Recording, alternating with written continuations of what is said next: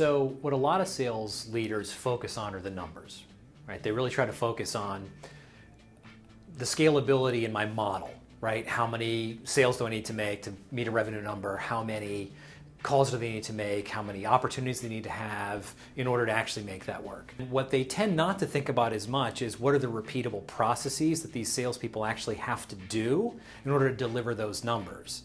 And the way we really think about that has to do with the things that they're going to say, because in many ways sales is a communication business. We focused a lot on really figuring out what are those messages that connect really effectively with our audience, and creating a series of playbooks around those. And also breaking up the sales process and understanding what is each discrete step that moves from really a person who's a stranger to then becoming a prospect, to becoming an opportunity, to then becoming a qualified opportunity, to ultimately becoming a sale.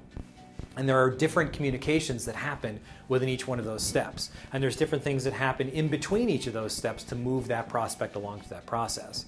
So we've worked diligently at figuring out what are those communication methods, what are the voicemails we leave, the emails that we send, what are the sound bites that a sales rep is going to deliver in each one of those stages. And those are set up in such a way that they're not scripted, but they're all the things that a sales rep needs to internalize, the vocabulary, the statements, the positioning that they need to make in order to move that through. So we want to provide them with all the tools to do that, because what we recognize is that thing that they're going to say that thousands of times. And you multiply that by the number of salespeople in your team, and all of a sudden your message is exponentially expanding through that marketplace. You need to be very clear on what they're actually doing and repeating in the right way.